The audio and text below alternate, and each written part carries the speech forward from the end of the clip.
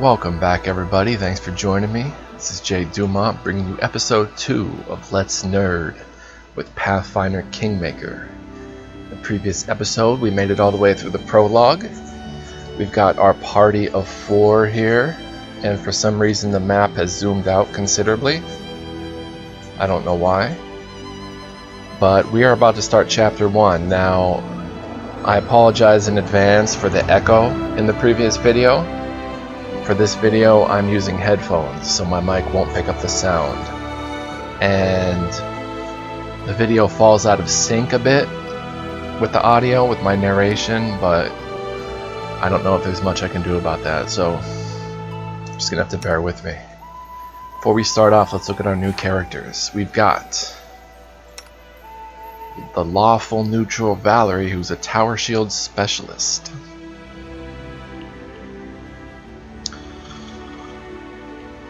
A reliable comrade in battle, proud Valerie rejected her destiny as a paladin of Shaylin, instead leaving the order behind to find her own way in life.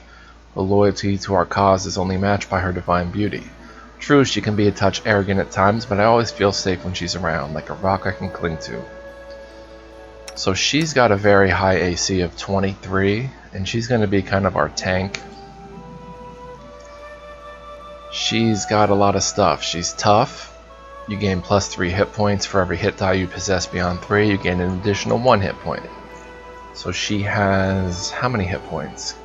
Can we see that?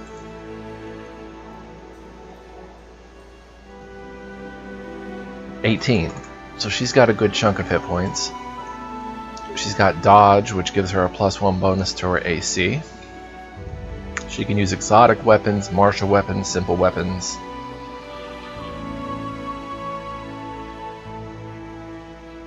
She's proficient with a bastard sword.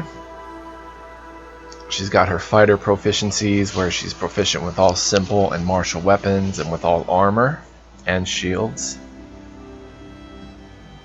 Fighter gains a bonus feat at first level and every level thereafter, so she's a fighter. She's got atheism. On Galarian, atheism usually denotes the belief that those beings commonly called gods are not worthy of the authority and reverence bestowed upon them by others. Atheists rarely doubt the existence of deities and generally acknowledge that deities are very powerful beings, but deem them no more than that. Instead of gods, they tend to revere ideals such as goodness or freedom, philosophies such as the prophecies of Calistrade, or diabolism, or nothing in particular.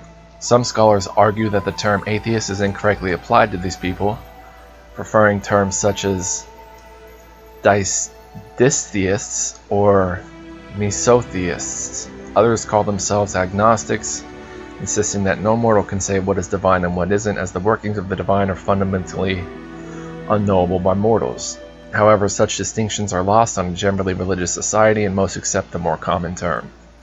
Atheism is looked down upon in many parts of Galarian, but is enforced on a state level in the nations of Rahadom in Garund, Tuvet in the River Kingdoms, and Bachuan in Shia.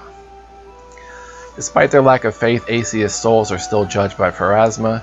Their posthumous fate varies. Some are sent to planes best matching their individual alignments and philosophies, while others become bodiless spirits in the astral plane, are reincarnated, or find their fate in the graveyard of souls. She's human. She's got acrobatics. She can move through a threatened square without provoking an attack of opportunity when using acrobatics. She can demoralize with her persuasion. Does she have any persuasion? +2. I think everybody can demoralize with persuasion. But I think... oh, I can't for some reason. 1 round plus 1 round for every 5 by which you beat the difficulty check. You can use your persuasion intimidate skill to cause an opponent to become shaken for a number of rounds. The shaken condition doesn't stack with other shaken conditions to make an affected creature frightened. The difficulty check of this check is equal to 10 plus the target's hit dice plus the target's wisdom modifier. If you're successful, the target's shaken for 1 round. The duration increases by 1 round for every 5 by which you beat the DC. You can only threaten an opponent this way if you're within 30 feet and can clearly see and hear you. Using Demoralize on the same creature only extends the duration. It does not create a stronger fear situation. So actually, Lindsay is going to be better off demoralizing people. So I think we've seen what she has to offer. She's got high constitution. She's got some charisma. She's got some strength. We're going to use her as a tank sort of class, tank fighter. And she is lawful neutral. So let's see what she's using. She's got that bastard sword, tower shield. Can she use magic device +2? Not really, and she knows no spells, so let's check out Lindsay, the traveling bard. She's got some charisma, good dexterity. She's using a nice light crossbow, which is perfect for her.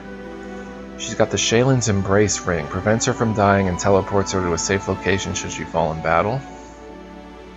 She's wearing leather armor.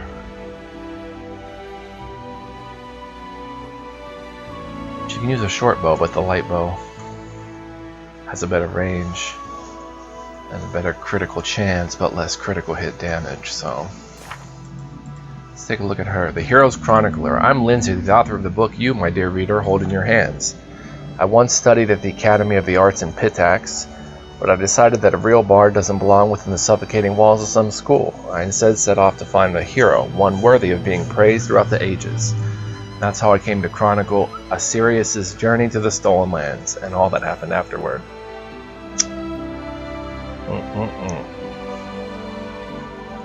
So I like Lindsay a lot. She's a bard. She can perform.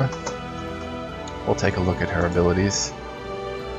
Proficient with light armor, simple weapons. She can use a shield for some reason. Extra performance. She can use her bardic performance for 6 additional rounds per day. She can inspire courage, so a first level bard can use his performance to inspire courage in his allies, including himself, bolstering them against fear and improving their combat abilities. To be affected, an ally must be able to perceive the bard's performance. An affected ally receives a +1 morale bonus on saving throws against charm and fear effects, and a +1 competence bonus on attack and weapon damage rolls. At 5th level and every 6 bard levels thereafter, the bonus increases by +1 to a maximum of +4 at 17th level. Shaylin's Embrace, Lindsay's Ring, we know about that. She's a halfling, so she's got halfling luck, +1 to all bonus saving throws, or to all saving throws. She has keen senses, so dwarves, elves, gnome, half-elves, half-orcs, and halflings receive a +2 on perception checks, +2 on athletics and mobility. She's slow, so she has a base speed of 20. And she gets a +2 racial bonus on all saving throws against fear. She's fearless. And it stacks with the bonus granted by halfling luck. She's small. And that is pretty much everything, right? Let's take a look at the halfling lore. Optimistic and cheerful by nature, blessed with uncanny luck and driven by a powerful wanderlust, halflings make up for their short stature with an abundance of bravado and curiosity. At once excitable and easygoing, halflings like to keep an even temper and a steady eye on opportunity, and are not as prone as some of the more volatile races to violent or emotional outbursts. Even in the jaws of catastrophe, a halfling almost never loses his sense of humor.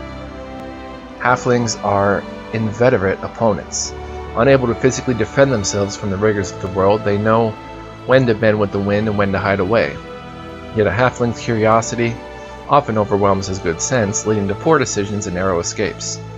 Though their curiosity drives them to travel and seek new places and experiences, halflings possess a strong sense of house and home, often spending above their means to enhance the comforts of home life. Halflings rise to a humble height of 3 feet. They prefer to walk barefoot, leading to the bottoms of their feet being roughly calloused. Tufts of thick, curly hair warm the tops of their broad, tan feet. Their skin tends to be a rich almond color, and their hair to wear light shades of brown. A halfling's ears are pointed, but proportionally not much larger than those of a human. Let's look at the human lore while we're at it.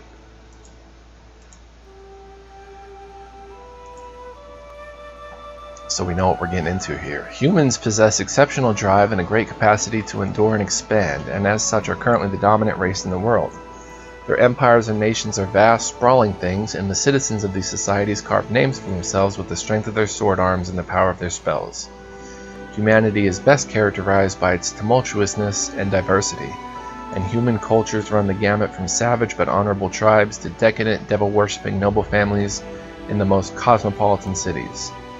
Human curiosity and ambition often triumph over their predilection for a sedentary lifestyle, and many leave their homes to explore the innumerable forgotten corners of the world or lead mighty armies to conquer their neighbors simply because they can. Yay, humans. The physical characteristics of humans are as varied as the world's climes, from the dark-skinned tribesmen of the southern continents to the pale and barbaric raiders of the northern lands. Humans possess a wide variety of skin colors, body types, and facial features. Generally speaking, human skin color assumes a darker hue the closer to the equator they live. Isn't that true? Even on Earth. Let's look at Lindsay's spellbook. She's got the same cantrips that Asirius I have. She's also got an ear-piercing scream, which will daze them for 1 round with a fortitude partial saving throw. You unleash a powerful scream inaudible to all but a single target. The target is dazed for 1 round and takes 1d6 points of sonic damage per 2 casted levels. A successful save negates the daze and halves the damage. And she can cure light wounds. Finally, let's take a look at Amiri. She is a barbarian, and she's got strength, some constitution, a little bit of dexterity. Amiri is a barbarian from the realm of the Mammoth Lord. She's blunt, a little crude, and doesn't talk much about her past, but her heart's in the right place. I wouldn't have anyone else at my side in battle. Also, she's got trickery. Lindsay does.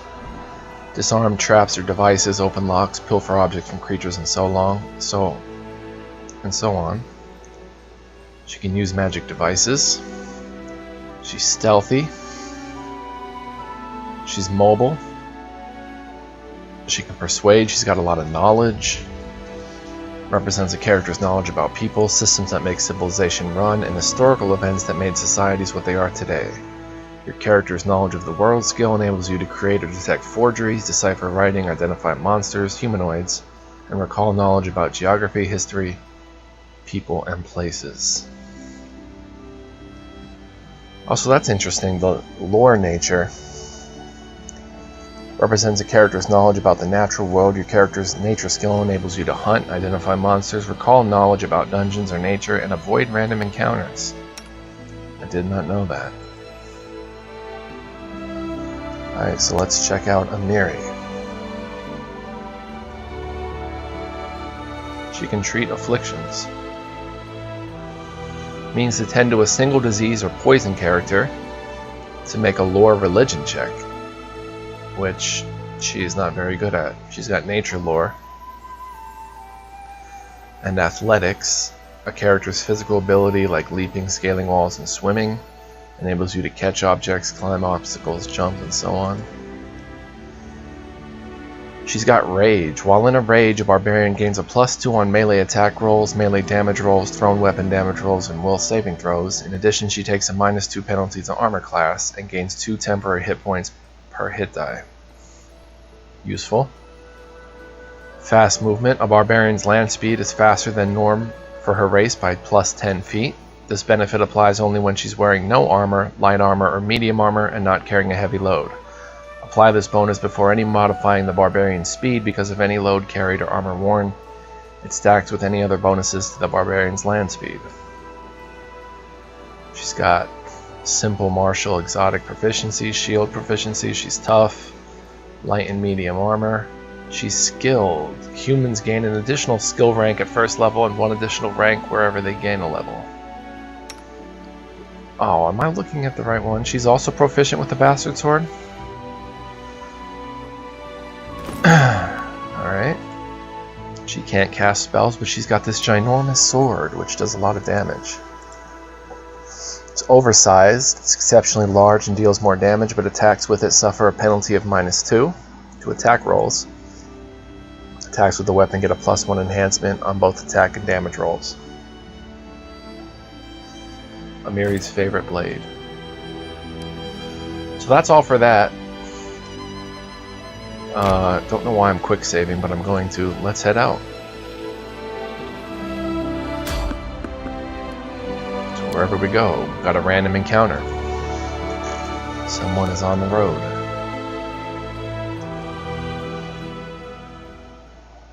Can you make an epic pose? I need inspiration. Some wolves. Or thylacines. Alright. Amiri can handle that one. Oh, there's 3. You come back here, you come back here. Alright. Let's see, what can you do? You can start shooting.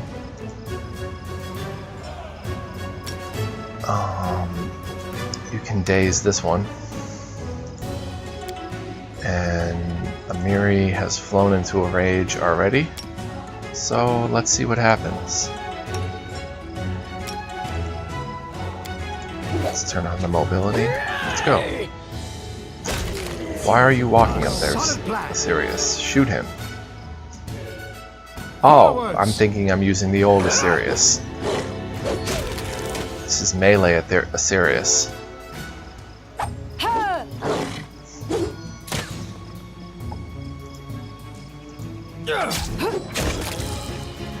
Get him! Nice, we took no damage. Now I want to turn off the name. Where would I find that? Cigarette's burning down here.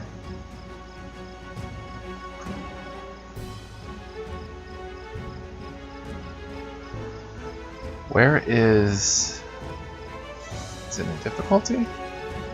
Yes. Alright, show names of party members on highlight hotkey.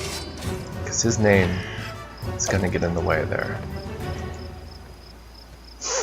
Thylacine pelt, an item of interest to a craftsman or collector. Collect them. Job well done. 3 warriors and a bard, pretty much.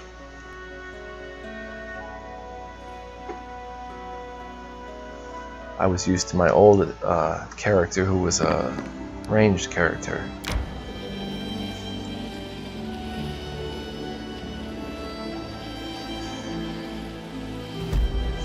Where are we going? There we are.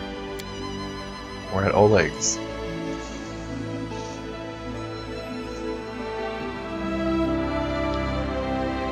And be prepared for more talking. There's going to be a lot of talk in this episode before we get into the real action.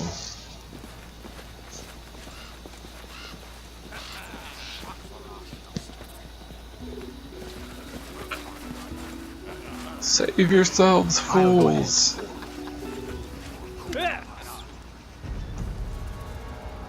In the name of the Stag Lord, the lawful authority in the stolen lands, we demand this week's tax and some beer. And where's that pretty wife of yours, Oleg? She should serve us dinner. Quiet down, dimwit. Oleg, we're just here for the Stag Lord's tax. Hand over the money and we'll be on our way. Alignment and dialogue. Some dialogues feature special options that are available in the characters with certain alignments.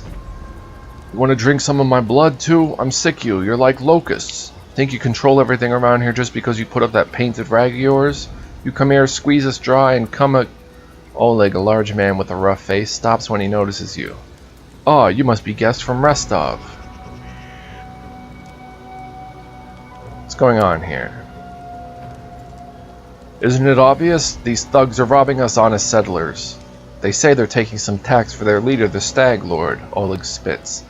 But I didn't swear any allegiance to any Stag Lords. I pay my taxes to Rostov. But Rostov is so far away, Oleg, and the Stag Lord is so close. And as for you, the young dark-haired woman squints angrily at you. Get out of here before it's too late. This is our land. We own it. Our duty is to protect the trading post. Don't waste your breath on some scum like this. Well, I'm not interested in bloodshed, but I won't let you rob this man. Be on your way and I'll let you go in peace. The woman smiles coldly. Alright, we'll leave. But what makes you think we won't just return with greater numbers? Why would we leave when we've got easy pickings from Restov before us? We'll rip out your guts and empty your pockets. Hey!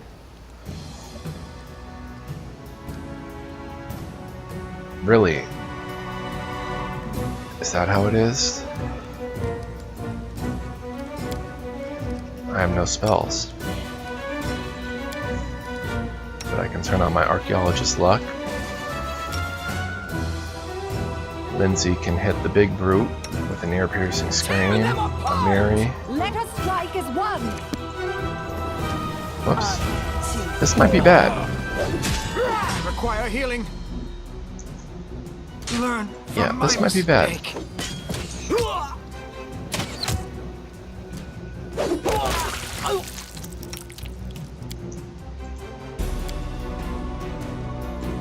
Okay, he's not permanently dead, but let's inspire courage. Should have did that from the start with her. Thank you, my fellow compatriots in arms. I shall not fail. The gate hinges are deformed and the deadbolt is broken. It seems someone didn't want this gate to close. I'm not carrying anything much. Oleg, who were those brutes?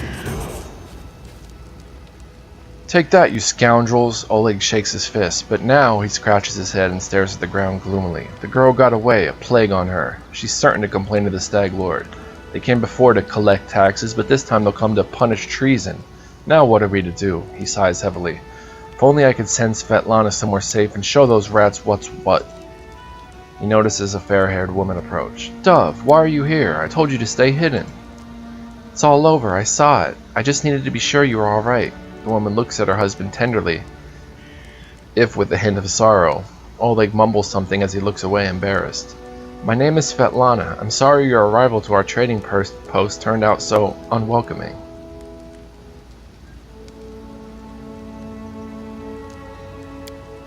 Tell me more about yourselves.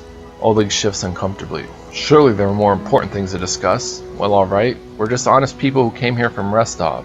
We fix up the old fort to house travelers and give merchants a place to trade with the locals.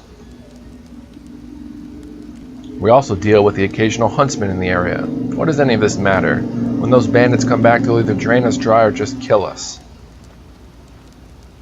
I saw someone run out of the trading post. Do you know who it was?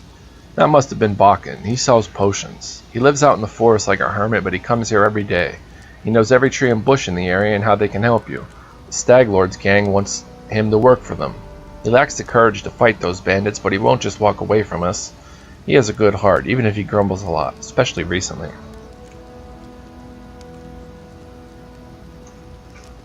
Let's get to the point. You say the bandits are going to attack again? Who are they and when will they arrive? Oleg waves his hand sullenly. Who are they? They're the Stag Lord's gang, that's who. These lands teem with bandits like bedbugs in a beggar's hut, and you just stirred them up. They have a camp not far from here. I expect they'll return in full force in half a day, maybe less. The Stag Lord won't take an insult like this lightly, and his henchmen are more like demons than men.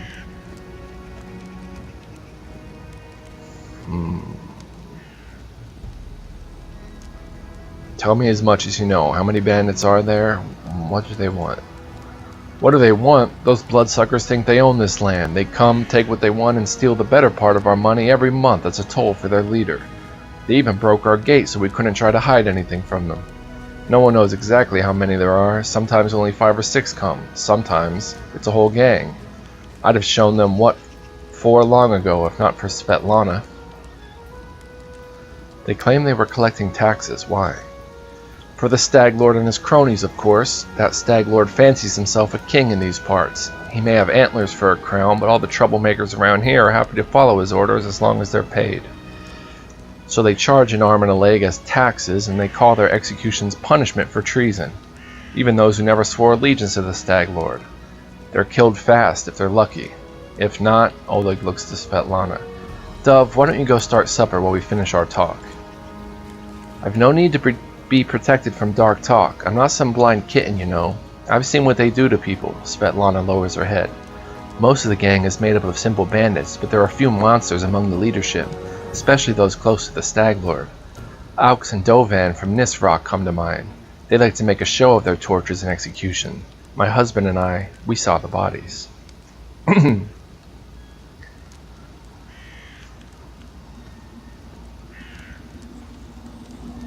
Well, you have nothing to fear. I'll help you deal with the attack. Well, I appreciate your good intentions. I may not have the best manners, but Oleg Levitin is the last name you'll hear accused of being ungrateful. If we manage to defend this post, I'll reward you proper. We have to hide Svetlana. Please don't argue, Dove. Now, we also need to decide on a plan. Go ahead and look around. There must be some tools that can be used for the battle. There are some pretty solid traps around, some tar, a box of alchemist fire, looks like. I'm going to look around. I think the best way to use the tar and traps. Alright, as soon as you're finished, let us know. And don't leave the post. The bandits could return at any time.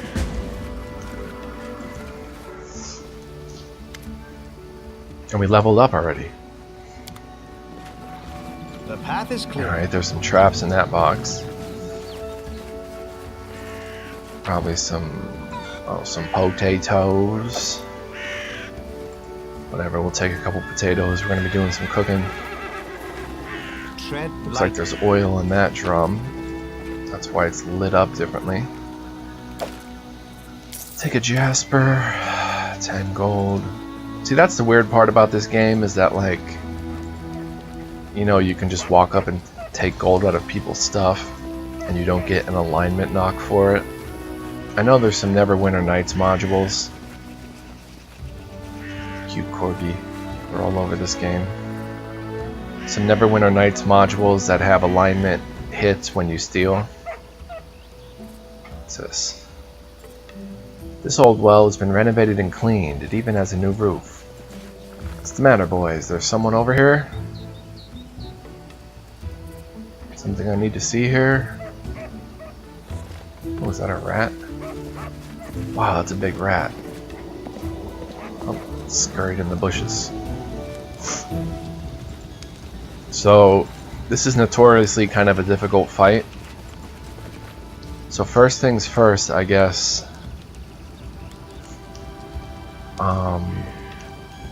I wish we could rest tonight. We don't have any spells, but we do have scrolls. So let's try to find some scrolls. She can bless the party. She can give a shield of faith to either a Miri or a Sirius.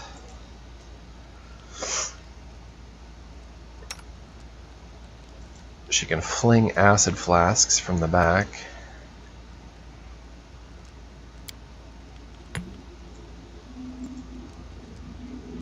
She's got a wand of magic missile. Caster level 1, but that's okay. We have 14 potions, so let's drink a few potions to restore my health here. Oh, that didn't work out too well. Alright, that should be good enough. And now this is the tricky part where I kind of have to focus on the leveling up. Let's level up Amiri first. So this shows at level 2 what she gets. She'll get another rage power and she'll get uncanny dodge. So the character can react to danger before her senses would normally allow her to do so. She cannot be caught flat-footed, nor does she lose her dexterity bonus to AC if the attacker is invisible. She still loses her dexterity bonus to AC if immobilized. A character with this ability can still lose her dexterity bonus to AC if an opponent successfully uses the feint action against her. The character already has uncanny dodge from a different class. She automatically gains improved uncanny dodge instead. So I think it pretty much makes sense for now just to level her up as a barbarian. She'll get rage power, uncanny dodge. And barbarians excel in combat, possessing the martial prowess and fortitude to take on foes seemingly far superior to themselves. With rage granting them boldness and daring beyond that of most other warriors, barbarians charge furiously into battle and ruin all who would stand in their way. She's got great fortitude saves. So let's check out the saving throws while we're at it. Your fortitude reflects your ability to stand up to physical punishment or attacks against your vitality and health. Generally, when you're subject to an unusual or magical attack, you get a saving throw to avoid or reduce the effect. Like an attack roll, if a saving throw is a d20 roll plus a bonus based on your class and level and an associated ability. Your constitution modifier is added to your fortitude saving throws. Your will reflects your resistance to mental influence as well as many magical effects. Your wisdom modifier is added to it. And to prove your ability to dodge area attacks in unexpected situations, you must roll a successful reflex, and that's the dexterity modifier. Alright, so now that that's out of the way, she's got 4 points to spend here.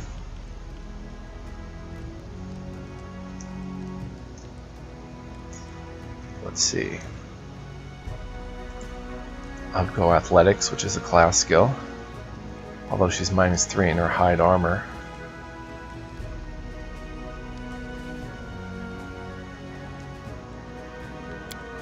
Wait, doesn't she have combat mobility? She has acrobatics mobility.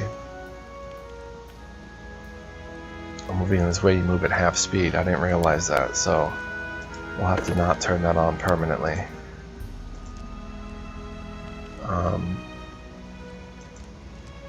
Athletics. We'll get her nature lore. I guess her perception. And her mobility. She's going to 30 hit points. So this is her rage power, Animal Fury.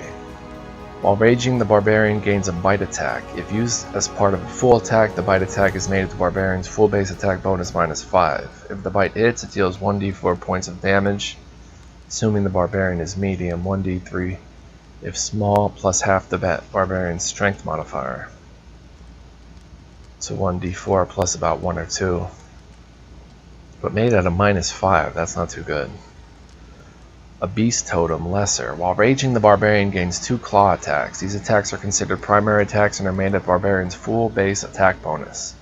The claws deal 1d6 points of slashing, plus the barbarian's strength modifier. Note, totem rage powers grant powers related to a theme. A group of totem rage powers, for example, a barbarian who selects a beast totem rage power cannot later choose to gain any of the dragon totem rage powers or any rage power with dragon totem in its title.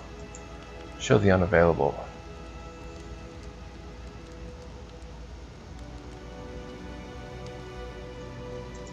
So what I don't understand is, so when raging, she attacks with the sword and gains 2 claw attacks? And they're considered primary attacks? Guarded stance. The barbarian can take on a more defensive posture. This grants her a +1 dodge bonus to her armor class for the duration of her current rage. This bonus increases by 1 for every 4 levels the barbarian has. This is a stance rage power. A barbarian can't have more than 1 stance rage power active at a time. If she activates a stance rage power while another one is active, the current stance immediately ends. Lethal. Can focus her strikes, gains a +1 competence bonus on melee attack rolls and thrown weapon attack rolls. Bonus increases by 1 for every 4 levels the barbarian has. The barbarian can attack with abandon at the expense of her defense. She gains a +1 bonus on attack rolls but takes another -1 penalty to AC. The bonus and penalty increase by 1 at 4th level and every 4 levels thereafter.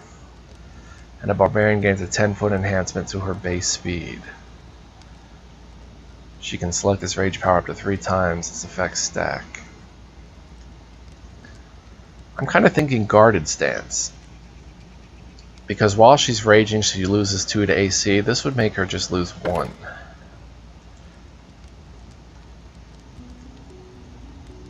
But then again, she is kind of reckless.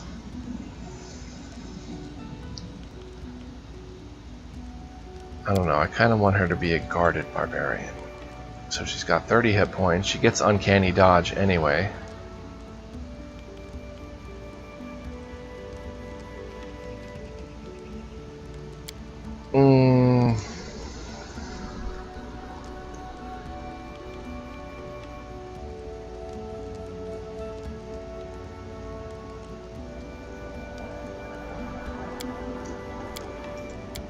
I hate to do this, but let's back out and look at what her stats are. Her AC is already only a 15. Attack +3, +2, +4.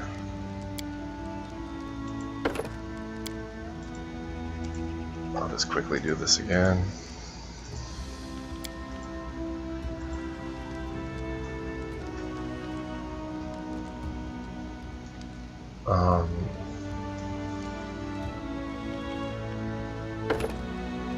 I'll go with guarded, because her AC is already kind of low. So there she is. Boom. So the game auto-saved. Pretty cool. Alright, let's do Valerie next. Valerie I like leveling up as a tank. That's what I did in the previous game. It worked pretty well. So the fighter description is she's a tower shield specialist. So many fighters believe the tower shield is a tool suitable for troops on the battlefield, claiming it is too large and bulky to use in skirmishes or within dungeon corridors. Tower shield specialists defy those notions, using their massive shields with startling skill and incredible effect. They use these seemingly clumsy shields to perform deft maneuvers that confound their enemies.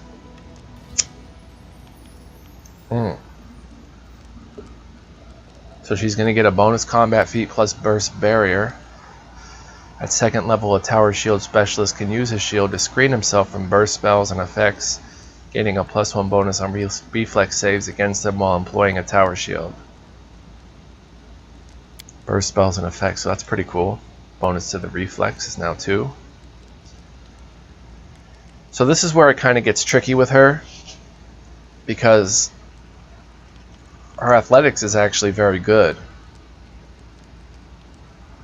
She's losing 6 because of the armor she's in and 10 because of the shield, so 16. She's actually at a 6 with athletics. And, you know, I don't know. I've been giving her use magic device to also make her kind of like a paladin that can like cast a bless scroll or something. And religious lore.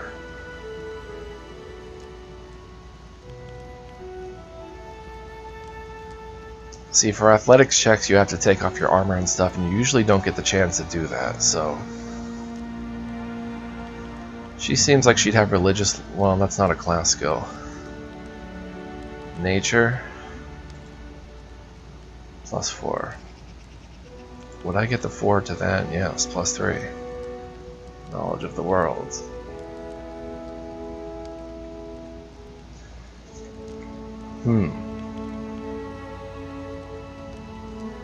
Well, Miri has nature lore. So even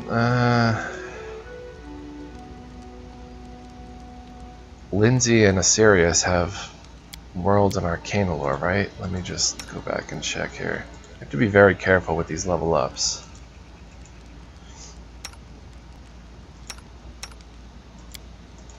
Because you don't want to waste feats and you don't want to waste points.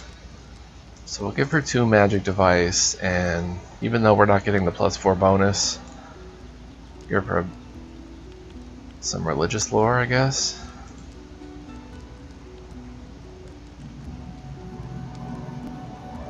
Or athletics.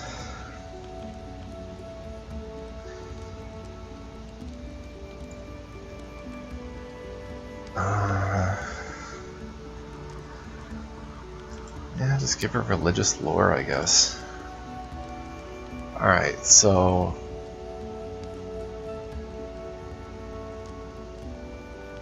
I have to go back again. Doesn't let you see what she's wearing. Right now she's wearing heavy armor. And is my volume up? Yeah.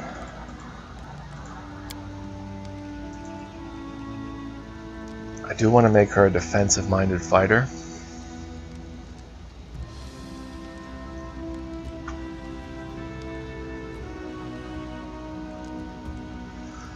She could focus on the bastard sword.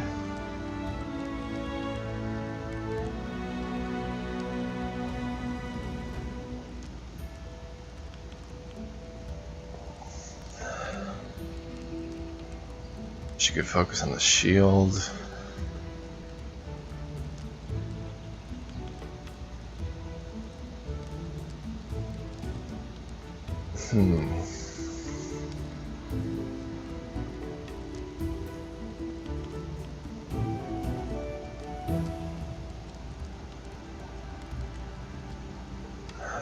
Coordinated defense. Whenever you're adjacent to an ally who has this feat, you receive a +2 competence bonus to your combat maneuver defense. This bonus increases to +4 if the creature attempting to maneuver is larger than both you and your ally.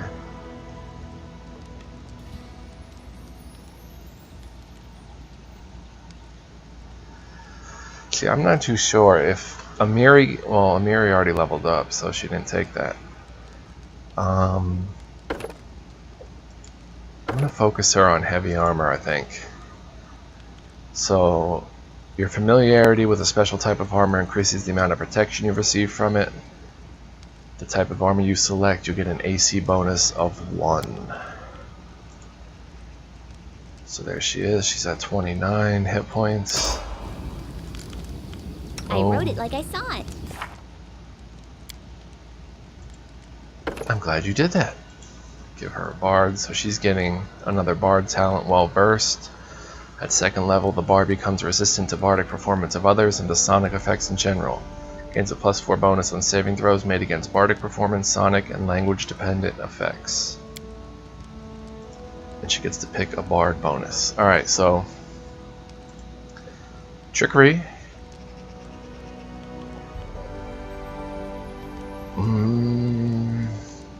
Mobility. Arcana, World, Magic Device, I think is how I want to outfit her.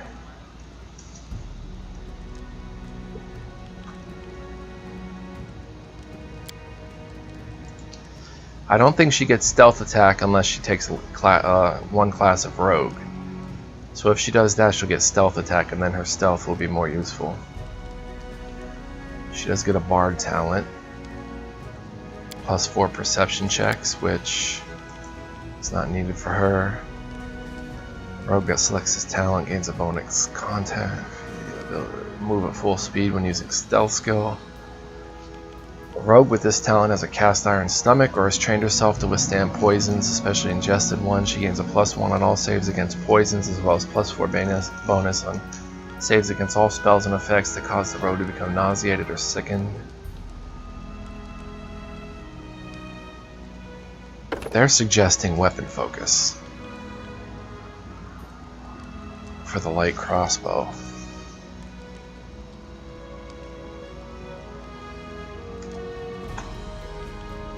Same thing, as an armor focus, you gain a +1 bonus on all attack rolls you make using the selected weapon. So let's take the recommended.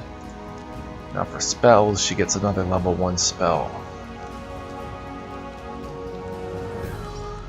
I will be right back.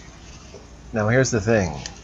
To avoid, or try to avoid the video falling out of sync with my narration, I'm going to leave the game running while I use the bathroom.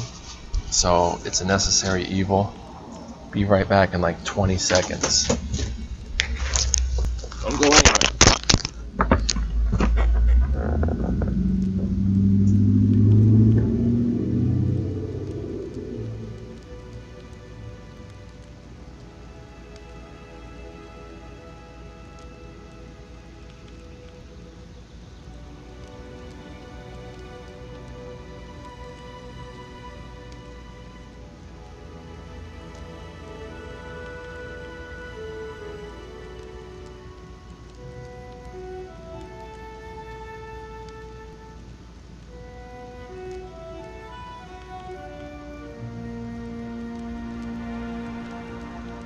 I'm back.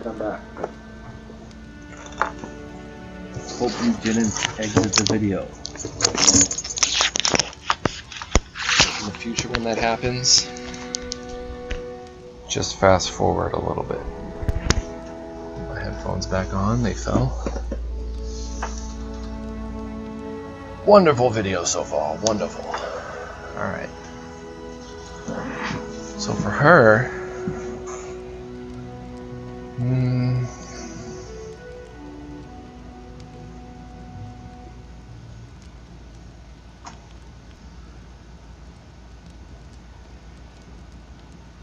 I think she can go with sleep.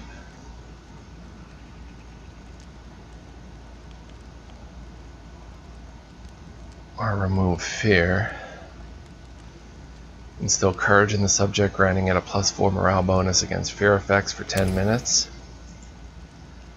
Let's do that. So if there's any battles where we're afraid of fear, she can cast that and we're good for 10 minutes. Alright. She's up to 19 hit points. Now for Asirius.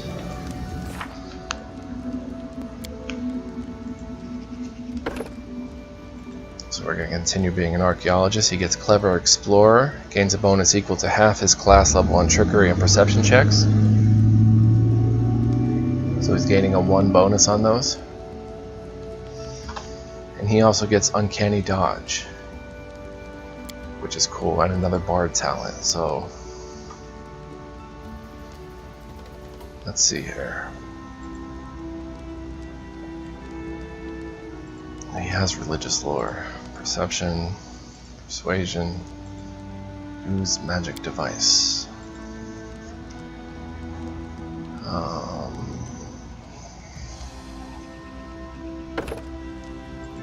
They're thinking I should do a weapon proficiency, but I think it's too early for that because I don't really know. I think he's using a rapier right now. We do combat trick. Okay, so I selected armor proficiency last time. What about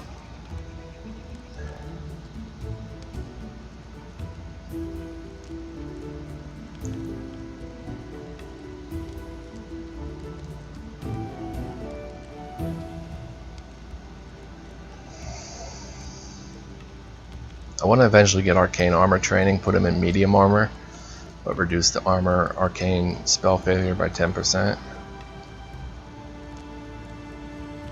Spending a swift action each round, you can imbue your weapons with a fraction of your power. For 1 round, your weapons deal +1 damage and are treated as magic for the purpose of overcoming damage reduction. I already gave him medium. Oh, I didn't give him a focus on it. I gave him a proficiency in it. He's going to do improved initiative, so he gets a +4 on initiative checks. Quick reflexes allow you to react rapidly to danger. So that's going to be his bardic talent that he improved initiative.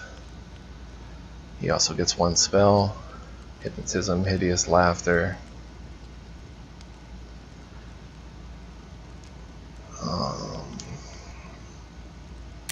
How about we go with the 3rd enchantment of sleep? Let's try that. Boom. Alright, so let's quick save. Alright, so this is still probably, since we can't rest, this is going to be a tough encounter. Let's lay some traps down. You can see them down there, where the bloody mauled bandit corpses already are. Let's spill some tar into the trading post entrance to help slow them down. So they will be properly tarred. Let us be careful.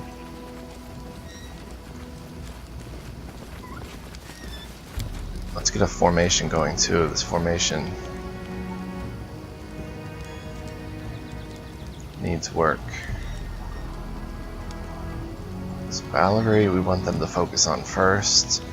Amiri and I come from the sides, and Lindsay's way in the back. So we will set up a formation here. When they come, let them come. Oh, who's this standing over here? Talk later.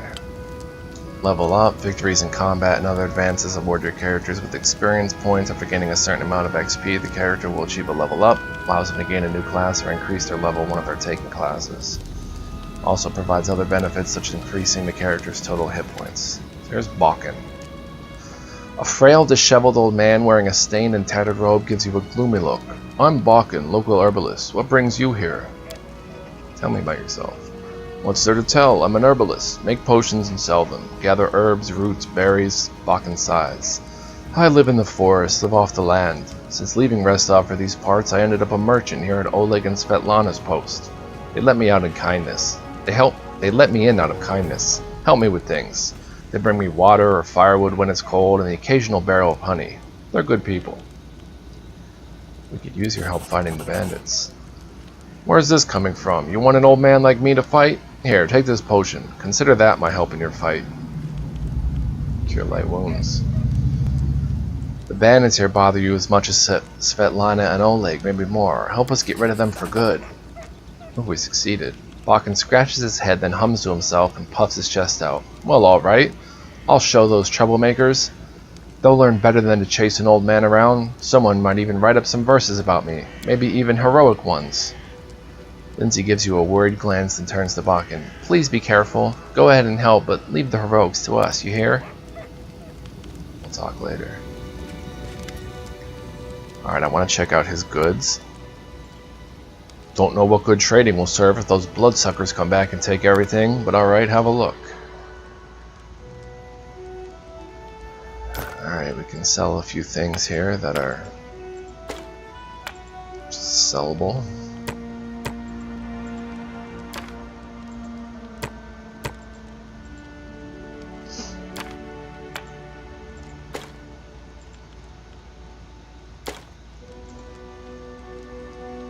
Masterwork light maze. Sell that. Sell the chain shirt.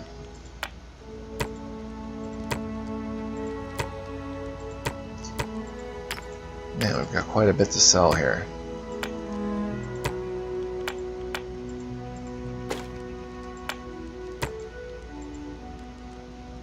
Banded mail, chain mail. Oh, we never checked out these bracers. Bracers of armor +1. Grant their wearer an armor bonus of 1 just as though they were wearing armor.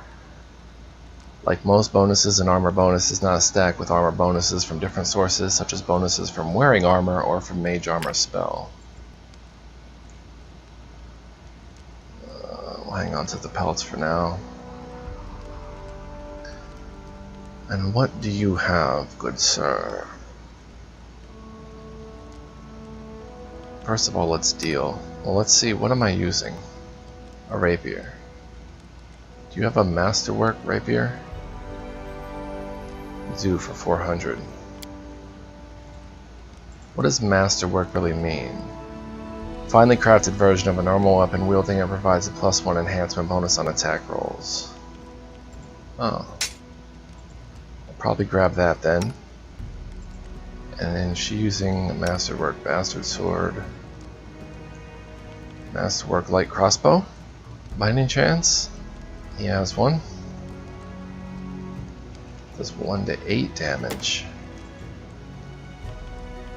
Get one of those. And she's got the ginormous sword, so that seems pretty good. What else do you have, sir?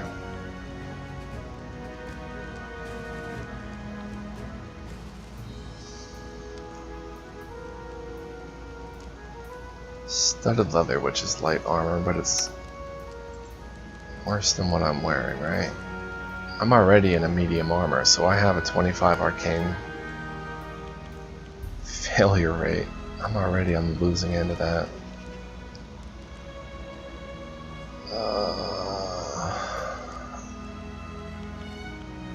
I guess that would be it then.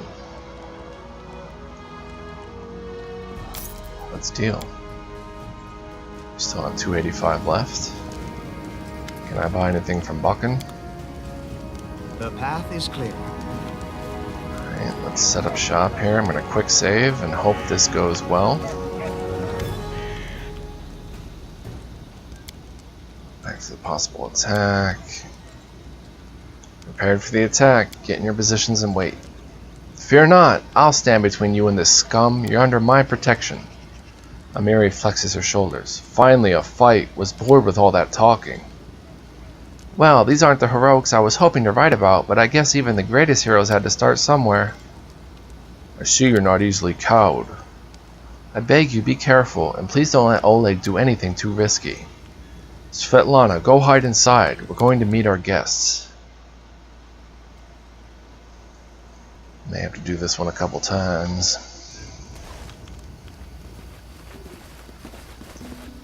Kobolds eat me alive. What is this? I'll rip your heads off. Wow, there's a lot of them, and I do have my spells.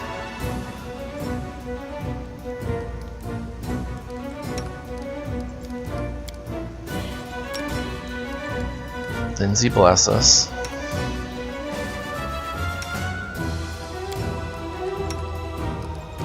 You get in your guarded stance, right? Valerie, you're fine. Let me get my halo on and some archaeologist luck. And should probably try to put them to sleep. And Valerie, you hold the formation. Amiri, you hold. Let's do this.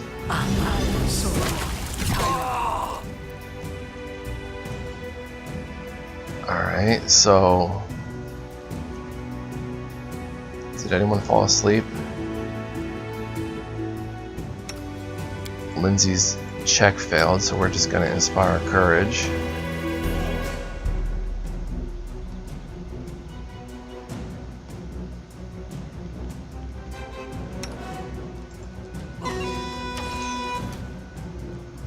Alright, let's go get him. Do not falter!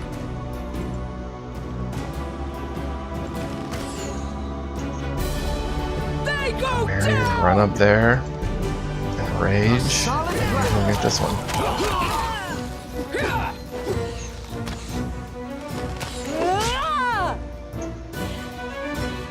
Alright, I don't want to get hit by that trap.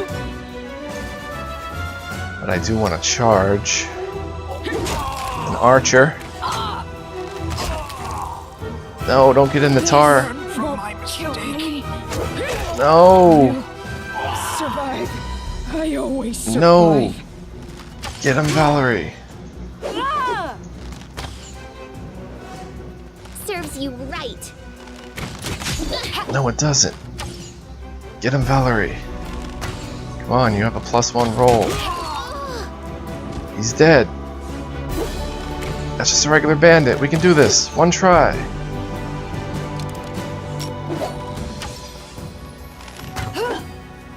You deserved it. What a miserable Oh last chapter. no. Nice. We did it.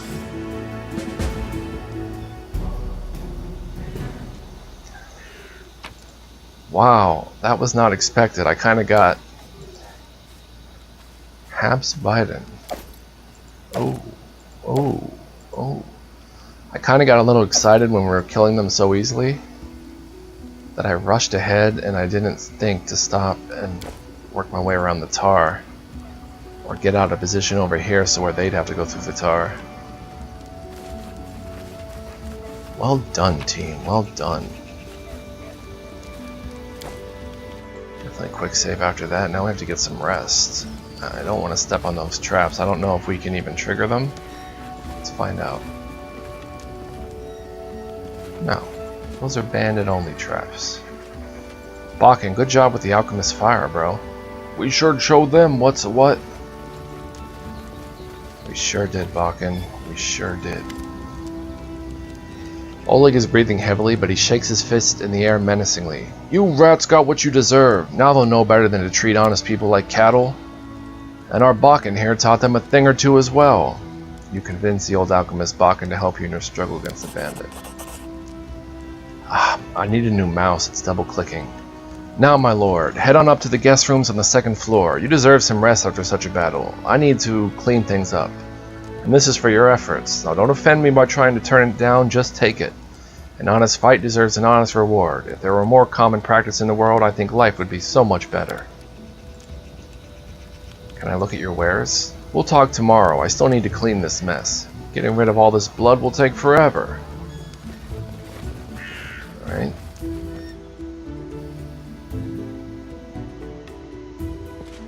Svetlana. Glad it's all over, even if there was a fight. We'll talk tomorrow once I've finished working. See, here's where it gets weird. Like, am I gonna take your cheese and onions and stuff? Probably not. Someone better pick up that chair. Did this squirrely little thing knock it down? That's a cat. It seems to have fleas.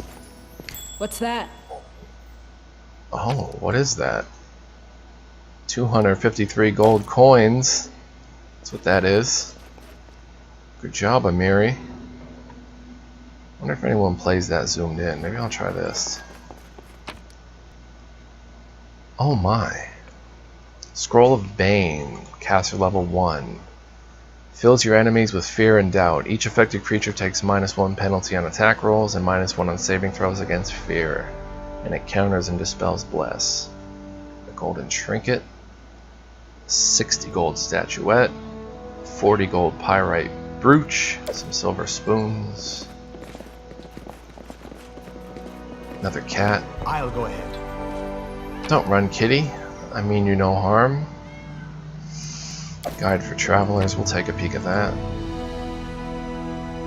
Incense, a pearl, and some gold. I guess other travelers left this behind. Scroll of Ray of Enfeeblement.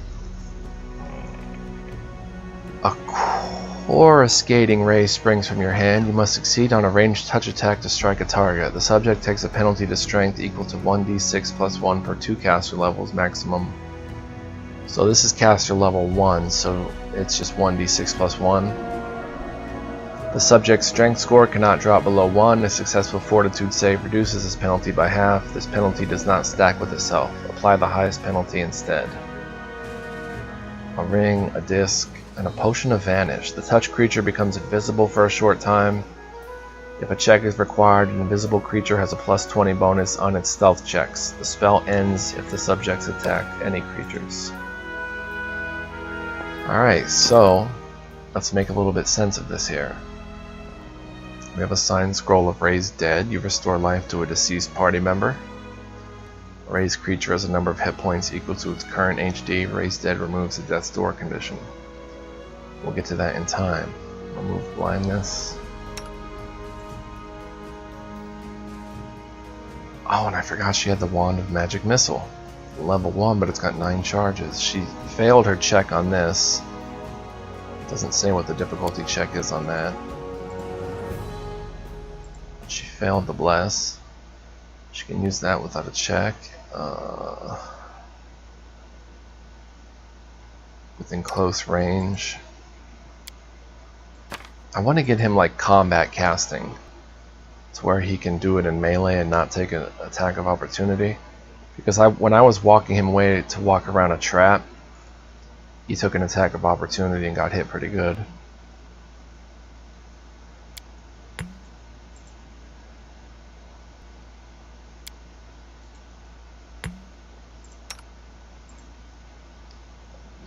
Shield of Faith, cure moderate wounds. Let's put Bane on there. I don't think these bracers will do anything for me. Nope. It's only if someone's wearing like a robe or something. They work. And a Cloak of Resistance +1. Grants its wearer a +1 resistance bonus on all saving throws.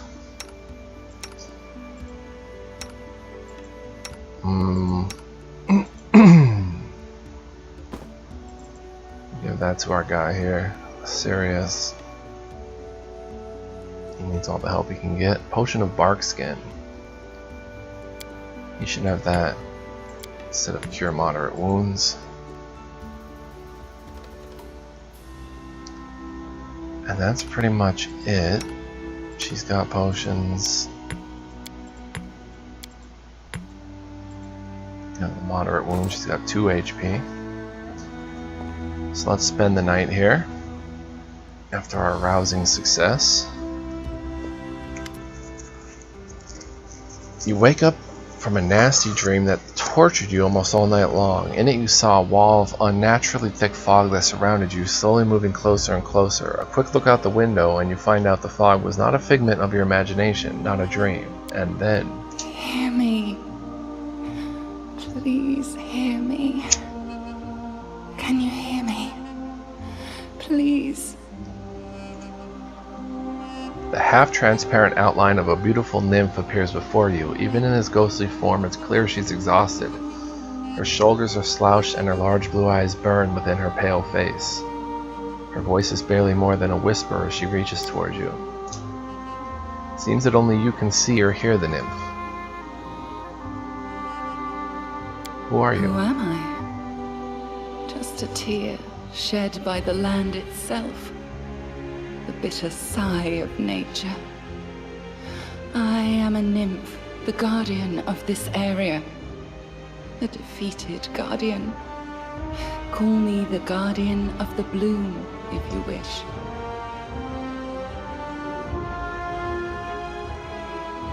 What do you want from me? Aid. Salvation.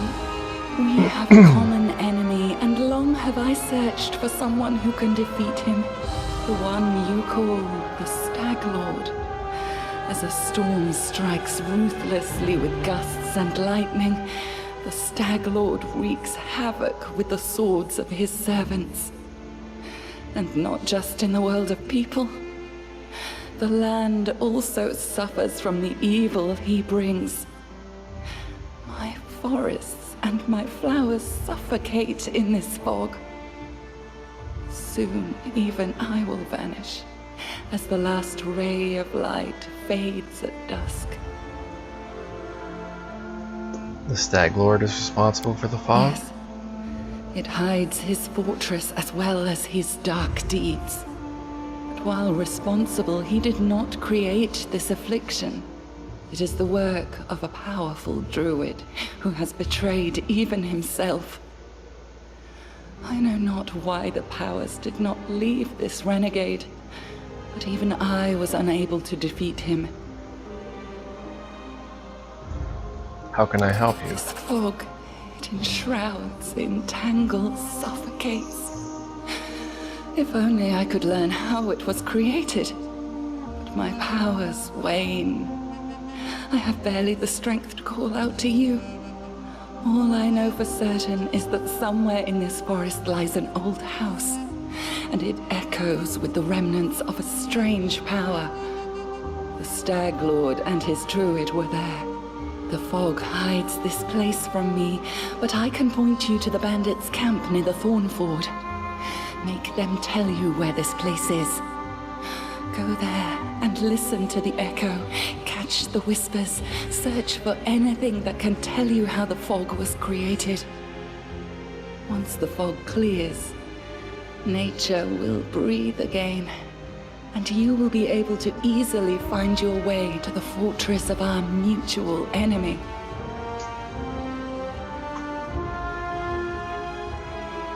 Well, I'm glad my adventure begins with such a beautiful Beauty sight. is so tender. It can so easily be crushed under the blows of cruel fate. But you can save it from being undone. Sparks light up and fade in the nymph's huge eyes. Alright, I understand. Farewell. I don't believe in fate, stranger. But our meeting seems more than a coincidence. The nymph's whisper fades as she disappears. Set off to Thornford and the bandit camp. Safe location. There are no threats in this location. It's a sort of headquarters where you can prepare your party for a new expedition. In such locations, companions don't follow you around and will go about their own business. You can speak with them freely to get to know them better. Once you exit this location and return to the global map, you will be able to choose the companions you wish to take with you, leaving the others here.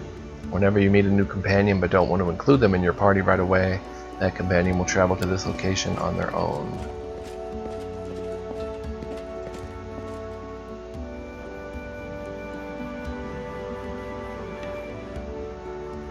Hey Lindsay, let's learn more about you. A halfling girl with tousled hair wearing a dusty traveler's outfit sits chewing on the tip of her quill.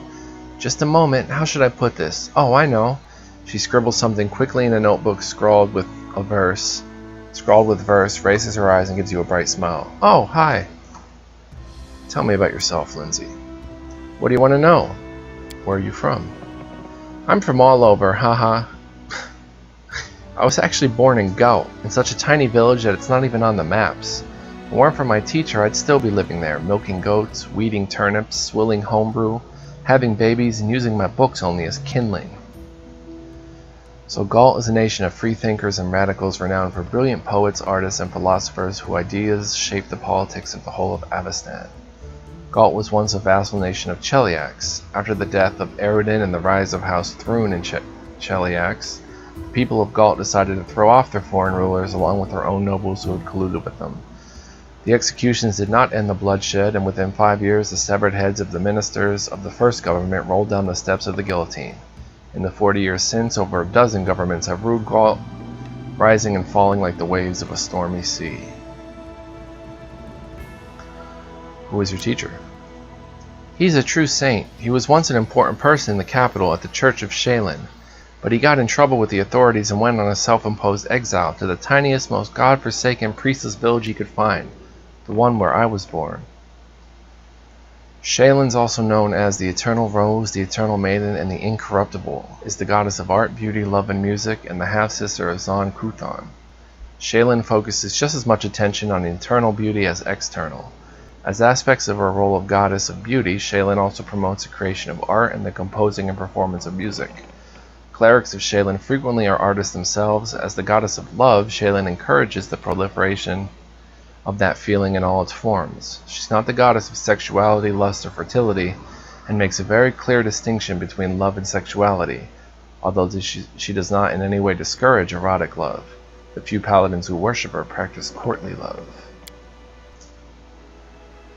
He wanted to open a school, but the villagers wouldn't let him. You can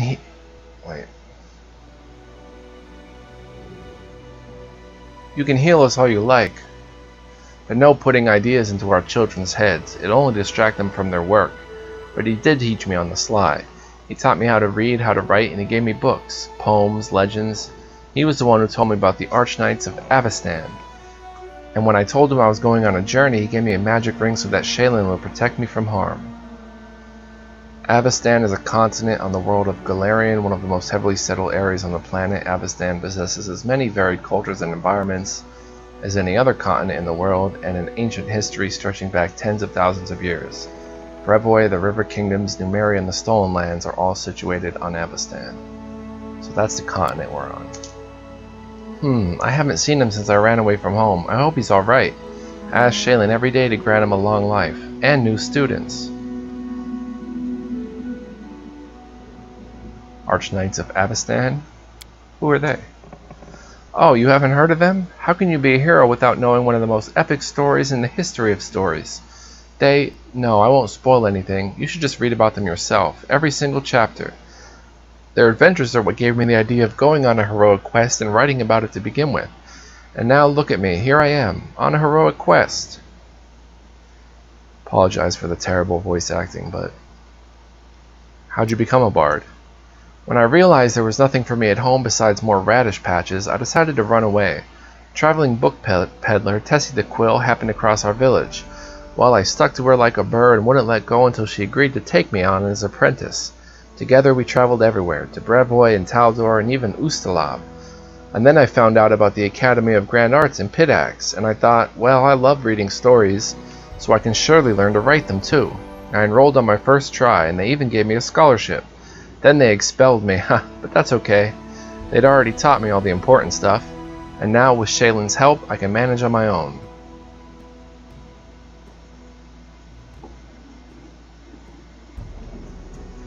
So you went to the Academy of Grand Arts. While not as popular as some of the great bardic schools of the Inner Sea, Pitax's Academy of Grand Arts still manages to attract some students seeking greater specialization. So we know about Brevoy. What's Taldor? Knights, fair maidens, heroic adventures, and righteous quests. Those are the legends of old Taldor. But the once powerful empire has fallen from its former glory. Now rival nobles battle each other with bitter knights and proxy armies for personal power rather than honor. Ustalav. The immortal principality of Ustalav is a fog-shrouded nation of countless horrors and a once proud realm that suffered under the clawed hands of the whispering tyrant for centuries. So she's even been there. Do you worship Shaylin? Click. Yes, not to offend the other gods, but she's the most important of them all. All the other gods guard the world as it is, but only the Eternal Rose, the goddess of beauty, calls us to the world as it should be. Why are your clothes so messy? Lindsay waves her hand carelessly. Forget it. I can't waste money on looks. I'd rather buy books instead. In 100 years, when people are reading my works, they aren't going to ask what the author had holes in her sleeves. Let me ask you something else. You're from Pitax. Of course, please ask. I'd be happy to chat all day. Tell me about Pitax. Oh, I love Pitax, even though they kicked me out. A joyful place. What is life in Pitax like? Actually, Pitax has always been one huge nest of thieves. Bandits, river pirates, smugglers, fences, card sharps. It's always been home for the likes of them. But that was before Irovetti became king. With him, a whole different life began there. Irovetti always wanted to make history, but not as another bandit with a crown, though that's exactly what he is, haha. He wanted to be glorified through the centuries as a great patron of the arts, so he built the Academy of Grand Arts and spent a lot of gold to assemble the best artists, poets, and musicians. Of course, the very best ones refused to go, but he got what he wanted in a way. If Pitax was just a booze barn for thieves, now it's a cabaret. What do you know of King Irovetti? He won his crown in a game of cards, which says as much about Pitax as it does about him. He's fiendishly clever. Some cheats I know told me that from the moment he appeared, he started pulling off such schemes that the old city masters just scratched their heads. With him in charge, gold flooded into Pitax. And also, he's incredibly, unimaginably, fantastically decadent and conceited. Getting drunk with whores at the pub, that's not Lord Irovetti's style, oh no. He aims higher. Dressing up like a male Calistria with a golden codpiece and holding a 3-week orgy, with dancing on the rooftops, parades, public executions, and a contest for the best ode to the great unrivaled king. That's more like it. Male Calistria, also known as the Savored Sting and the Unquenchable Fire, is the goddess of lust and revenge who takes on many faces and guises. She's held in especially high regard by elves who often identify with her mercurial moods and changeable nature. A fondness for wasps has earned this vengeful deity the title of Savored Sting.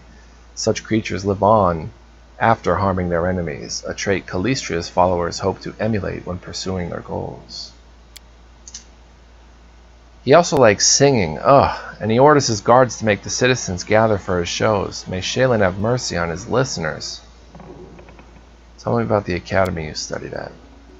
You know, jokes aside, I'm thankful to Irovetti for building it, but he has no taste, at all, whatsoever. He likes his art loud, bright, grandiose, and most importantly, glorifying his Royal Highness. He kicked out the best charcoal artist because he didn't wish to spend money on gray scribbles. He sacked a masterful flute player from Qian Xia for playing too quietly, and instead opened them to order a kettle drum class. Ordered to them to open a kettle drum class. He even ordered the academy to expel me, and for what? An innocent limerick. Would you like to go back to the academy and finish your studies? I'd like to return, but on one condition. If they threw out 3/4 of the professors who teach there now, and returns all the old ones they banished. If you ask me, I'm proud to have been expelled. If my art was to Irovetti's liking, then I would have reason to be ashamed. As long as mediocre lickspittles sit at the academy, and those with real talent beg on the streets of Pitax, I will not cross the threshold of that place. Tell me about the book you're writing. What is there to tell? You've seen some of my rough drafts already, haven't you? It's a book about you and your adventures. I'm writing the whole truth just as it happened. Well, the whole artistic truth. You know, no glory, no story. Why are you writing it? What's the point? When I was at the academy, Eobald the Insightful began his literature course with the question, "What is a person?" And he answered, "A person is a storytelling animal. Our world does not consist of things, all these woods, seas, and cities. It consists of stories about those things, the stories we tell to ourselves and to each other. Just think about it. Centuries will pass and there will be no me and no you. All your subjects will be long gone, but you and I will live on in people's memories and influence their deeds thanks to this very book." Well, I don't want to tell her language is not that good because it's not bad. So what kind of character am I?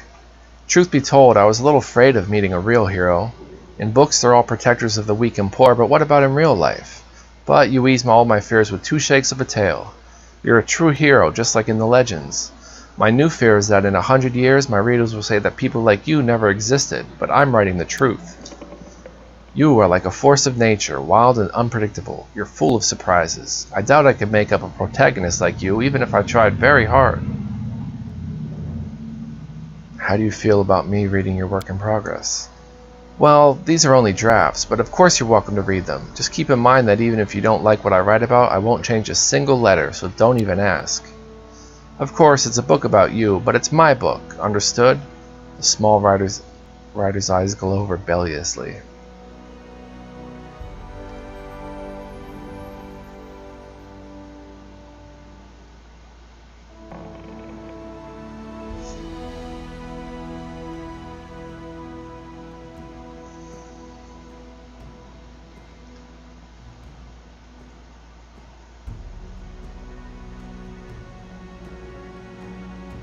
I have no interest in censorship.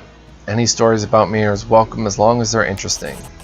Ha ha ha, no, I'm not going to make up any fiction about you, and why would I? I wouldn't be able to invent half the adventures you keep getting yourself into.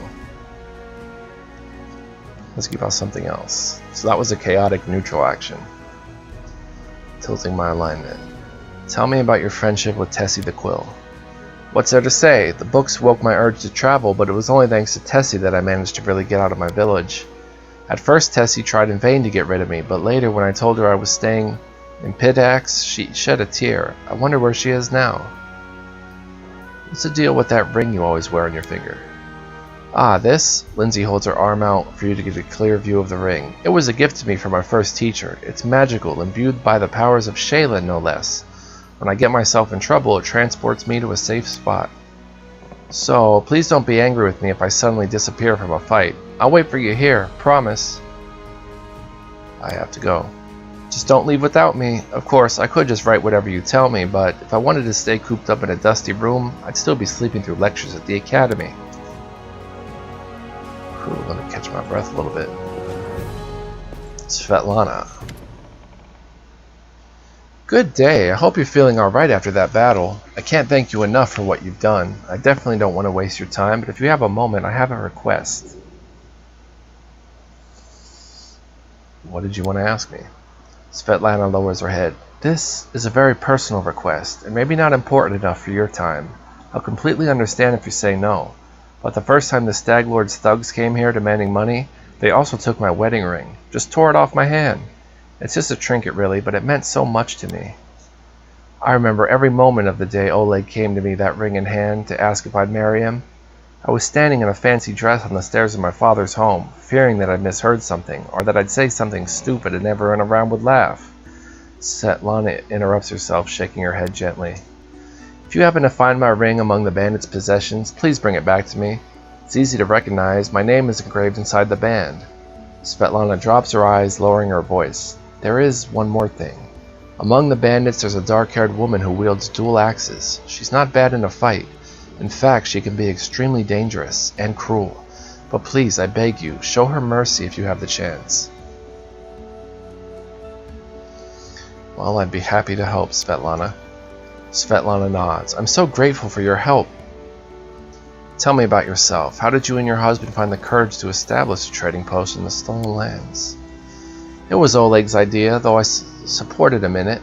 We didn't realize how dangerous it was here, of course.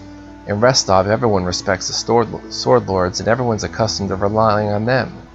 Even the mention of someone like Lady Jemani could be enough to fend off a street thug or some other trouble. Could maybe even help work in some places here, but not with the Stag Lord's men. Can you tell me of the Stag Lord? He's not just some aberrant bandit. If no one puts a stop to him, he'll turn the Stolen Lands into his personal kingdom, a kingdom of fear and oppression.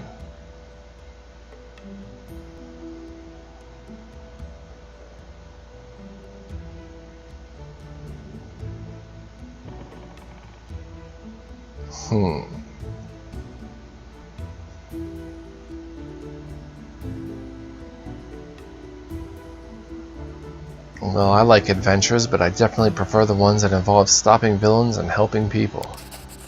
I can't thank you enough for the hope you've given me, but please be careful. The Stag Lord is extremely dangerous. Farewell. Recover Svetlana's wedding ring from the bandits and return it to her. Honorial Eight Eyes. The elf looks straight at you through the tangled hair falling over her face. Hey, you're an adventurer, right? Seeking your fortune in the Stolen Lands? You aren't the only one of your kind here. Take my advice. Keep your eyes open and watch your back. Sometimes the ones who call themselves your friends are more dangerous than your enemies. Judging by the elf's voice, it's obvious that she started the day with a jug of wine. Who are you? The elf grunts. Honorial Eight Eyes. Once upon a time I was famous throughout Absalom. Honorial Eight Eyes of the Reckless Six. Well, glory passes quickly. A few miserable decades later, and no one recognizes you on the streets anymore. What a shame. For more than 4,000 years, Absalom has been the city at the center of the world, a metropolis-sized showcase of the greatest treasures in all Galarian. The city not only holds a key strategic position for both commercial and military endeavors in the region, but encompasses the site of the ascension of the four deities and claims to have been founded by none other than the last Aslanti, the god of Rodin. Well, what the heck are you doing here? I sit here waiting for adventurers who are in need of help. We may be sitting here in a backwoods tavern, but in Absalom I have a lot of friends who are eager to make a few coins. They have brave hearts but shallow pockets. Little gold would be a welcome change for them. I can send them a message and then it will come from Absalom through a portal. If you're interested, just give me a sign and we'll arrange everything right away. So this is the person that can create mercenaries for you, but I'm not going to do that right now because it's expensive. Why are you called Eight Eyes? Once, long ago, I could spot an enemy and pin him to the wall before he could even think of attacking. Some said I had 8 eyes and looked all around at once, though it seems I've outlived my nickname. Honorial stretches her arm forward, her palm trembles noticeably. I've been drinking so much lately, it's best I don't test my skills too often. Where were you when the trading post was attacked? I was hunting, got a little lost in the mist, which is the first time that's happened to me. Guess I could go easier on the drink, but don't you imagine I'd be scared by a good fight. If I'd only known I was missing all the action, but I see you've got everything under control. Would you like to join me? Oh, no, I've got enough things to do already. You better manage on your own. Famous Pathfinder here in the middle of nowhere. Why? You want to know how one could exchange the life of a Pathfinder for this sorry drunken rat hole? The light in Honorial's eyes goes out as if someone had blown out a candle. You lose all your friends because of one scumbag and then you'll understand. I was the only one to return from the final campaign of the Reckless Six, and whatever is left of me can't be called a seeker anymore. Honorial remains silent for a long time, as if wondering if she wishes to poke the old wound. Here's the story. Our leader, Vermelt, was the best of us. Wise, brave, friends with everyone. One of those friends, a Divion Adressant, sent him a disturbing letter. He'd stumbled upon mention of some ancient books in the art of necromancy. Secrets like those are best left hidden forever. Trust me, I've seen what that kind of magic can do. The elf bites her lip. To make a long story short, these volumes were supposedly hidden in the catacombs of Gallowspire. We decided that the books should be retrieved and kept safe by the Society. We gathered in a tavern, discussed the expedition, then proceeded to Ustalov. It was a normal mission, a quick and quiet recovery. Honorial smiles bitterly. But everything turned out to be much more complicated. We barely made it through the Witchgate Forest. All those terrible living trees, undead druids and their arches of bone. It was a miracle we managed to make it out alive. So the Pathfinder Society is a globe-spanning organization based out of Absalom. The membership consists primarily of Pathfinders, adventurers who travel throughout Galarian, usually inconspicuously, and explore, delve, and otherwise experience the lesser-seen parts of the world. They send journals documenting their travels back to their venture captains, who also assigns them new missions and suggests new places to explore. The most exciting and illuminating of these journals are compiled in the Pathfinder Chronicles, an ongoing series of books that collect the history and mystery of Galarian for its membership and the general public. Anyway, back to Uslov. We'd chosen Wren Church to stop at. It was marked on Vermelt's map as a safe enough haven to hole up and lick our wounds. How I wished it had been true. Vermelt was the first to perish. He was attacked by one of the monsters hiding in the stables, tossed him about like a feather and threw him down an ancient well. His shout echoed for a long time, and I didn't hear the sound of him landing. And then Honorial pauses and turns away, hiding her eyes. Enough. I shouldn't have gotten into this. Who am I to stir up others' feelings with all my chatter? We'd better forget about it now. Maybe I'll tell you some other time, but not today. I want to know more about the Pathfinder Society. What exactly are you interested in? What's the purpose of the society? It's a school of adventurers. We search for those who are eager to test their skills, and we educate them and give them ideas about where in Galarian they might seek their fortune. They look for forgotten knowledge, secrets, and lost artifacts. They're explorers and pathfinders. We're sort of a mutual assistance club for adventure lovers. We exchange experience, share knowledge, and keep careful records, in case it proves useful to future expeditions. And also, we publish books for thrill seekers and bored urban teenagers from wealthy families. What kind of members does the society have? All sorts of adventurers. We have representatives from all races, religions, and beliefs. The Grand Lodge is in Absalom, but there are many smaller lodges throughout Galarian, and the venture captains direct pathfinders to their goals from across all corners of the world. There are many renowned heroes in the society, many scoundrels as well, whose service to the society has brought them fame. Who does the society support? You mean, who does it serve? No one in particular. Pathfinders try not to get involved in the quarrels of others. They serve only the spirit of adventure, and sometimes they happen to save the world. However, that doesn't mean there are no black sheep among the seekers. We'll talk about this later. Regarding your story, we won't get into that. I have to go.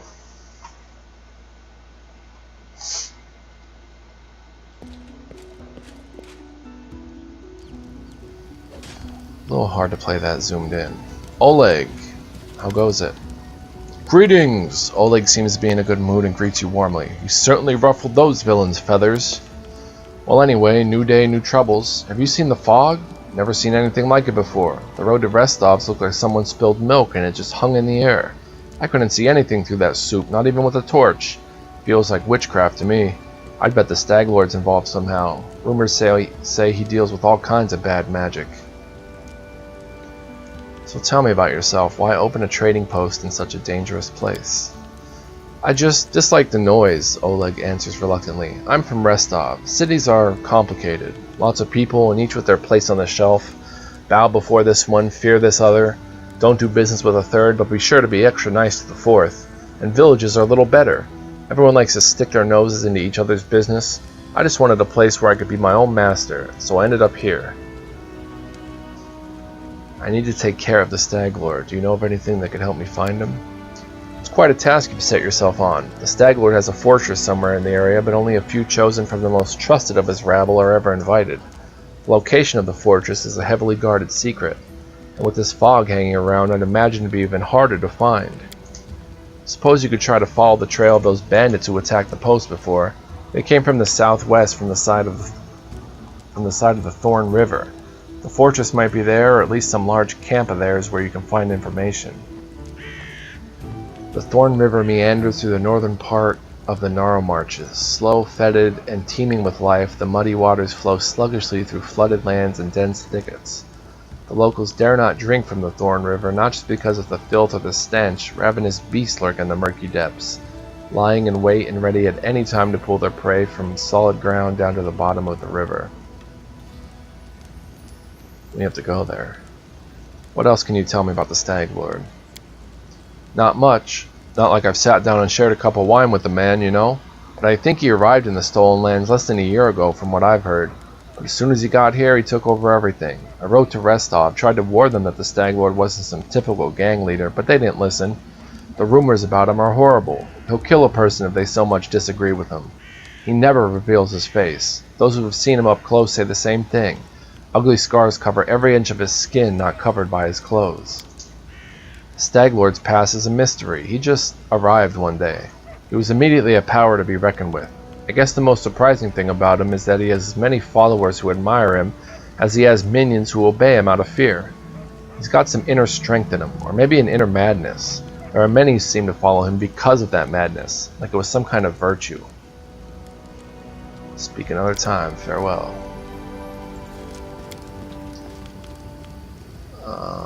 Where's my light halo? There it is. Keep that halo on, bro. Bakken. Bakken puts his hands on his hips. Huh! Old Bakken still knows a few tricks to impress these blood-sucking dummies. Enough hiding in the damn bushes, I say. Remind me what you do here. Oh, we already heard that. Can I help you in any way? Bakken glances at you, suddenly interested. Well, since you're asking, there's a cave nearby. I used to pick berries in there, but the place has been overrun by spiders. The berries are red, a lot like raspberries. Fang berries, I call them. I'd be real grateful if you gathered a basket of them and brought them back. Just be quick. If you do, they spoil quickly. These spiders in the caves are extremely mean. I'll give you some alchemical fires. Crafted them myself. Burn those spiders. Teach them how to claim my fangberry cave. I also need a bucket of moon radishes. They're a rare and mysterious plant. I don't know where to find them, but I know the kobolds gather them and value them highly. It's not a huge deal, really. I'll do it myself if I were younger, but if you're willing, I'll pay you. 3 potions for the berries and a purse full of coins for the radishes. Why do you need fangberries and radishes, Bakken? You want to know, huh? Well, I'll gladly tell you after you bring some to me. Alright, I'll try to help. Bakken glances at you hopefully. Just watch out, alright? Don't end up someone's lunch. Show me what you have.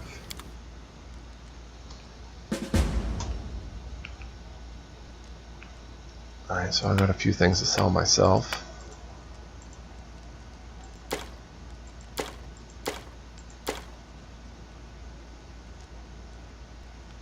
Well, I guess he can put that on and... Oh, he has one. Oh, he just got a light crossbow. So I'll put the masterwork on. Oh, did I not even equip the masterwork rapier? I didn't. Interesting.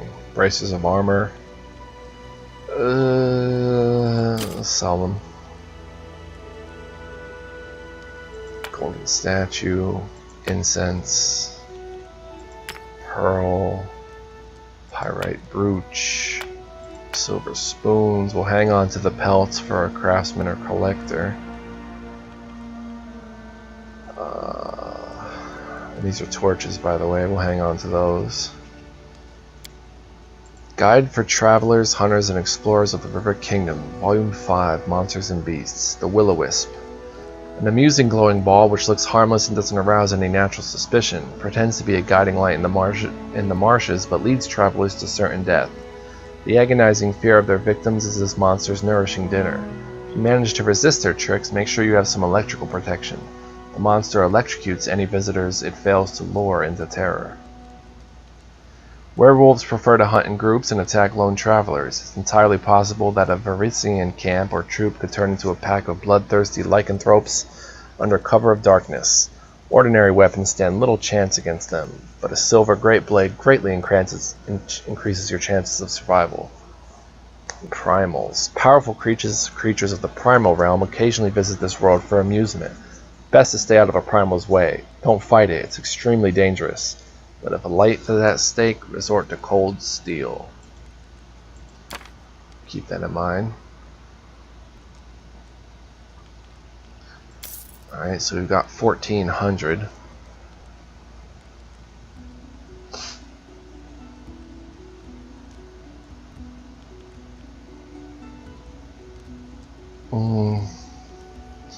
The spell creates a shimmering magical field around the target that averts and deflects attacks.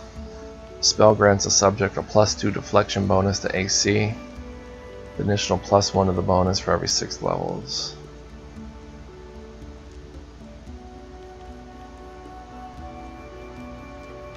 +4 bonus. That's only for mages. That doesn't really stack on what we have, on what we're using.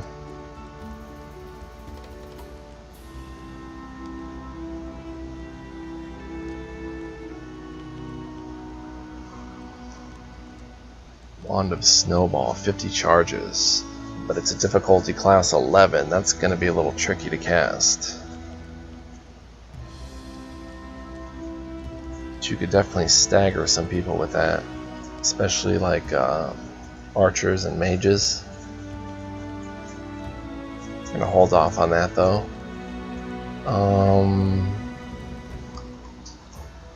I think another Scroll of Shield or Faith. Another Scroll of Bless. One more Scroll of Shield of Faith. We have enough potions.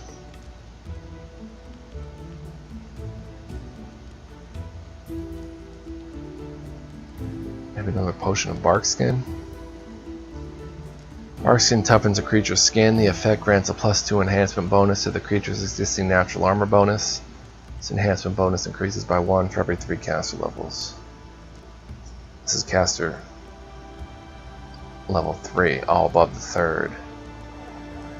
The enhancement bonus provided by Barkskin stacks with the target's natural armor bonus, but not with other enhancement bonuses to natural armor. Creature without natural armor has an effective natural armor bonus of 0.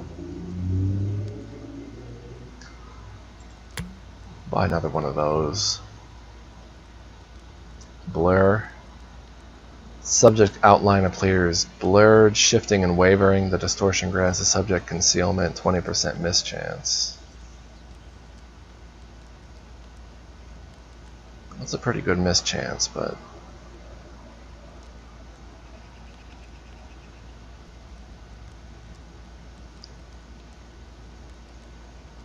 I'm gonna get another Scroll of Cure Moderate Wounds. I think that will be it for now. 525 we'll spend. So let's give Amiri. Let me give her a potion of enlarge person. And potion of Barkskin. So enlarge person is pretty cool. Spell causes instant growth of a humanoid creature, doubling its height and multiplying its weight by 8. This increase changes the creature's size category to the next larger one. Target gains a +2 size bonus to strength, but a -2 penalty to dexterity, to a minimum of 1, and a -1 penalty on attack rolls and AC due to its increased size. Melee and ranged weapons used by the creature deal more damage. So basically, she'll have 1 less AC, 1 less chance to hit, but her hits are going to be stronger, as if she were a giant swinging that sword. Which kind of looks like the Buster Sword from Final Fantasy VII. And let's see here, she's got a Scroll of Shield of Faith.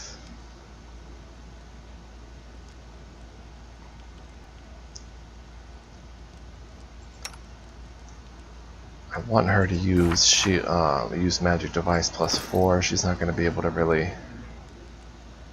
use those. She's a Potion of Shield of Faith. Barkskin Potions, Ray of Enfeeblement. I wouldn't really feel comfortable using that with a skill check.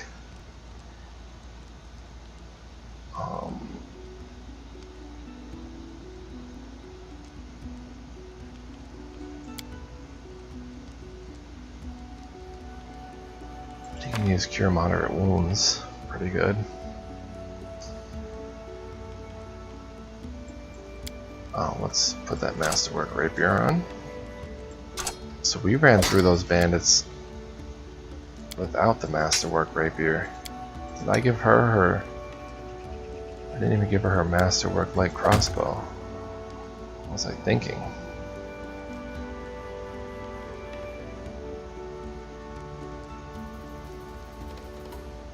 Wait, and now this does 1 to 8 damage? Now this does 1 to 8 damage? I don't know. It gives her +1 attack, so. And let's give them secondary items as torches.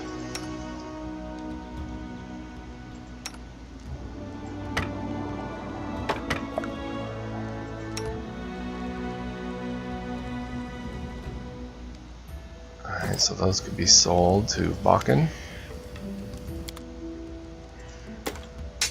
And then we're all set to go. We have to talk to Amiri. I hear her over here. My headphones.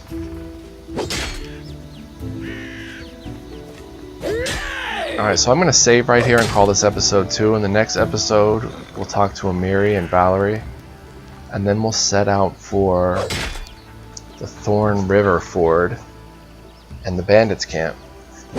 And we'll see what happens then. So I want to say thanks for joining me. Catch you in the next episode. Smash that like button if you're still watching. Leave me a comment, let me know what you think. I know there's a lot of reading, but there'll be plenty of action coming up. I've played through this part already, so I know there's a lot of dungeon diving and combat coming up, so be prepared for that. And yeah, thanks for watching. I'll catch you next time. So long, everybody. Peace.